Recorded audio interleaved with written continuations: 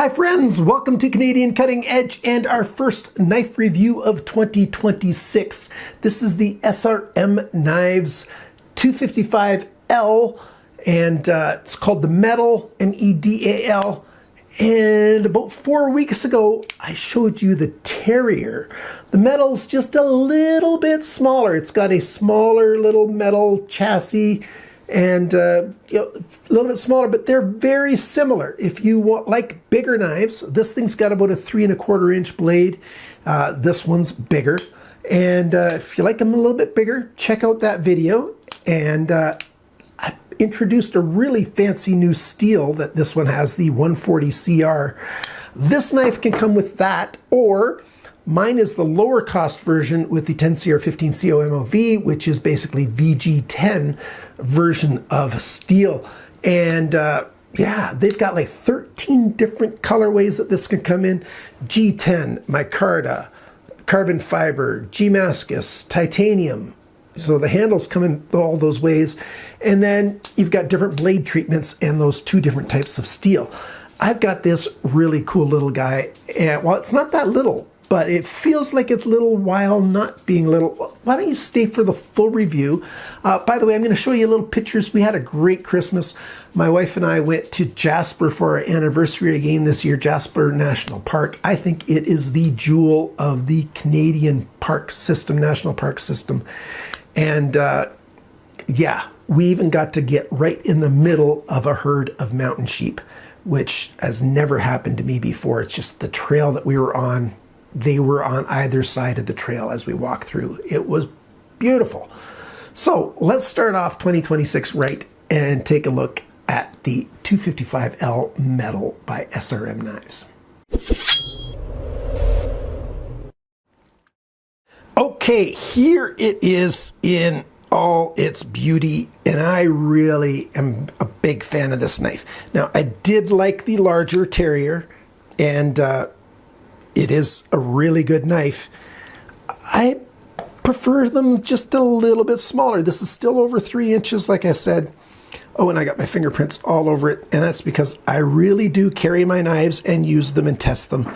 And I would like this one better with that new 140 CR steel, but this one performed very, very well. It's got a very thin edge. Now, I do have to say one thing just before. When I do my measurements are a little bit rougher, not as precise as they were last time. When I cleaned out everything and moved stuff around, because I've got knife stuff all over the house. And for Christmas time, I had family coming over for Christmas, and I've got 4 small grandchildren. And I put everything away, and I can't find my vernier caliper, and so I don't have super precise numbers, but I've got quite precise numbers to give you. So this edge here, I think it feels like it's under 15 thou thick here, under 0.4 millimeters right behind the edge. Like the sharpening grind, where it ends and the main bevel starts, that's where I measure, and anything under 20 thou is actually quite good, or around 20 thou and less is quite good. But this is very thin, and so for a pocket knife, that's actually very good. For a fixed blade, you want them a little bit thicker because people generally, run their fixed blades a little bit harder. Now, this is also a thumb stud knife, and the thumb studs are just perfectly placed, and they've got that nice honeycomb, step up or terrace sort of shape, and it deploys very, very well, and just a really, really good feel. Now, my hands are in the extra large range across. My fingers are shorter, so that tells you a little bit, and I'll give you the numbers in just a minute. Balance of it is right there, and if I cough, I'm still getting over a cold that I got over Christmas time. I'll try to edit out the coughs, or at least silence them, so if there's some silent pauses, that's why. It's just well done that way. Now, the crossbar lock or access lock, it's got spring tension that's done very well. So you can operate it with one finger if you need to. And of course you can do the, pulling the lock back to deploy the blade and then swing it out. And of course you got to let go of the lock at the right time. It's, fidget friendly that way if that's what you want to do. Of course you have to plant the handle in your hand, you know, much like that, and then just sort of swing it. So it does that, but that thumb stud is just ideally placed, and I really, really like it. We've got a very slight drop point with a swedge along most of the blade, but it ends, you know, before it comes down to the tip. Very high flat grind. Some people are just going to call this a full flat grind. It's not 100%. You've got a flat section right there, which is actually going to be very good to index onto my sharpening rig off of this flat section when I go to sharpen this thing for the first time. It doesn't even need a sharpening yet, and I've used this quite a lot. This VG10 or 10C or 15CO MOV is well done indeed, and I am a big fan of stonewash, and so I really like that quite a lot. We've got a sort of bronzed or goldish kind of pivot collar in there, and then we've got these flathead screws. Now they are T6, and I don't like T6, but these screws are very well made. SRM Knives and Sandra Mu have always done high quality hardware, and this is no exception. I've been getting lots of spam phone calls since Christmas time, and that's bugging me like crazy. I was talking about these screws. The screwdriver goes in quite deep into there, and there's not a lot of play. Like that's from that far away with it. You know, you got a big screwdriver here. So I like the screws in terms of their quality. I would prefer T8 everywhere. We've got T8 right here on the pivot pin. And again, just tiny little bit of play in there and a deep socket for the screwdriver. So that's good. We got their badging here. Stay ready for more on the spine of this lock section. And then we've got open section. We've got G10 spacer with another bronzed or gold kind of pin back here. And that pin is for your lanyard, if you like to use lanyards. And I like the pin method a lot. It keeps the paracord from, you know, bulging outside of the handle, keeps it everything in, and it's a little snug for fishing 550 paracord through there, but it can be done. You just have to take your time. Pocket clip, and I've shown you this on the video of the Terrier in detail. It's a good pocket clip that you can just easily remove and put to the other side, and it clips in and it holds, and it's phenomenal. They started doing this a couple years ago, and very, very well done, and it just works and it holds, and it doesn't have a lot of free play, a little bit of side-to-side motion, but it holds on really well. We've got the SRM logo there. Like I said, stay ready for more there. We've got the SRM logo there, and we've got SRM here. So yeah, SRM Knives, your badging is a little over the top. You don't need to do that much badging, but at least it's not huge and obnoxious. So there's that. On this side, we've got the 255L-GT model number. It's on the bevel. There's not a lot of flat space up there. So it's not bad, and it's not black. You know, it's just a nice gray color, light gray in there. And laser etched in there is a serial number as well, which Sandra Mu SRM Knives has been doing for a long time. And this one's number 625. So this series, this knife has been doing very well for them, I think. At least I hope it has. Let's go over the measurements as far as I could get them. 70 grams I got on my scale. That's just under 2.5 ounces, 2.47 ounces. The sharpening on my best tester, 115 best. That's very good. That's a really good number for the sharpening on here, how sharp it comes from the factory, and it's still doing very well. So that's a great thing.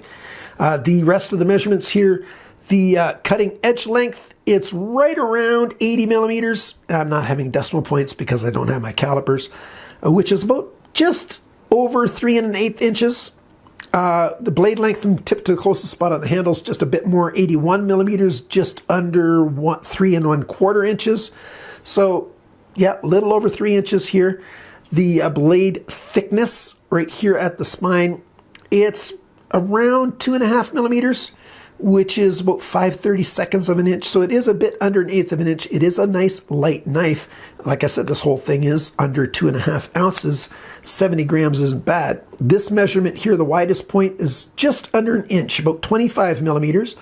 And the thickness behind the grind, like I said, it feels like it's under 0.4 of a millimeter, under 15 thou. A little bit, not much, but just a little bit. The handle length is 109 millimeters, just over 4¼ inches, and that's not using the pocket clip. I'm just measuring it off the handle. The pocket clip sticks out a tiny bit more. The grip area, that's just over 95 millimeters, about 3¾ inches, so it's not small. It just is smaller than, you know, something like the Terrier. It's not a tiny knife, but it's got some smallness to it. The thickness of the handle, it's right around 12 millimeter, just a little bit under 1/2 inch, which for this is not bad at all. The handle depth in your grip area, that's about 23 millimeters, about 7/8 of an inch. And when the knife is closed, that's about 27 millimeters, 1/16 of an inch. So it's not a huge thing. Total length is right around 190 millimeters, 7.5 inches. So there you go. Price, like I said, you can get it in a lot of places. You can use my referral link for SRM Knives, which has these in the American warehouse. In the United States, you can also go to White Mountain Knives. They don't have quite the same selection. And, you know, use my code CCE for a discount there. Like I said, they've got it in Germany. They've got it in Australia. They've got it all over the place. In Canada, Blades Canada is the place to get these. And like I said, they don't have very much for selection, but at least you don't have to be concerned about getting it shipped across the border because it's already in the country. Those start at $65 and go to $88. So the 140 CR ones are sold out at the moment. Hopefully they'll get stock again soon. Time to take this thing apart. I want to show you how it's made. So I'm just going to take the pocket clip out of the way to start with. And let's take this apart here and take a look at it. I want to show you the mono chassis that they've got and how that's made. I got to double check on the specs. I think these are ceramic ball bearings they have in here, which very nicely done. Now they might be steel, I don't remember. Maybe I will do an entire, you know, teardown.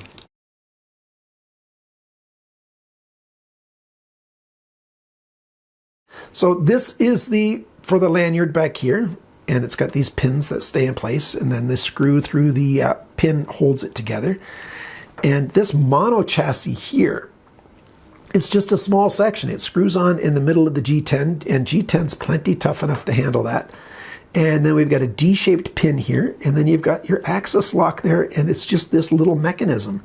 A whole lot easier for them to make, and it's less steel, and you know, because steel is one of the most expensive components. Reduces weight, and it's just easy to get at, and it's a little bit easier to put back together again as well, because you just have to worry about, you know, putting that main section together. And now you can see how it's made and how that spring works, comes out, and you know, the lock comes up, holds it in place. I did take it all the way apart, and here's a close-up of that mechanism. If it'll focus, there we go. Isn't that nice? How you can put that together, springs in place, everything's nice. By the way, the ball bearings on mine, and it might just be a first generation, I'm not sure, but dual row steel ball bearings in a nylon cage. D-shaped pin, of course. You can see how intricate the milling is on there that they have to do to keep everything in place. All right, now I'm going to slap it back together again.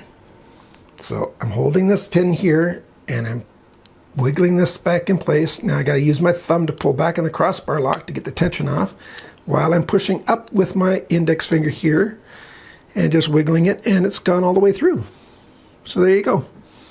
The ball bearings are in place, everything's in place, and then I just put it down, and put everything else where it belongs, and put it together. Easy peasy. So that's where that goes. Put that on top. Just hold it with one finger. Get the right size screw. Put this one in place back here. Where's my T6 driver? There's one of them. Just put that in a little ways. Put the pivot pin, pivot collar in place. Put the screw in place. So the very best thing about this crossbar lock is I think this is the easiest one in the industry to put back together again. It's just so very simple to construct this thing. Oops. I put the backspacer in. For those of you who noticed, I put the backspacer on the wrong way. I just have to put it back the right way. So I'm not going to recopy all this. I'm not going to re-videotape this. I'm going to take it back apart and put that backspacer in the correct way. Well, hopefully you've watched all that. I lubricated it as well while I was in there, and now it's even crisper, the action, than it was before. Very, very smooth action. No blade play side to side. Lockup's great. I didn't show you before, the alignment is right down the middle like I want it to be. Actually, very, very slightly off to the working side, the right side, the left side, I guess. But this is a very comfortable knife. I highly recommend this if you're looking for a pocket knife that doesn't weigh an awful lot, that's got a decent blade, or you can get a very good blade. Yeah, it's not hard to work on, not hard to do maintenance. Dual row ball bearings, comfortable, easy going. Those of you guys, I know there's a few of you who watch who don't use pocket clips. Look at that, a really clean look on both sides. Some of you like lanyards, and the lanyard's perfect up there. And if you want a pocket clip and you're right or left-handed, you put either side and it looks good. SRM Knives has got a lot of things figured out. They are a high-quality product, a high-quality brand making high-quality products at a reasonable price, in my opinion.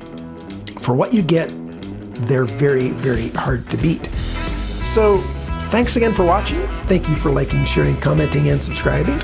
And remember, friends, always cut towards your chum, not your thumb.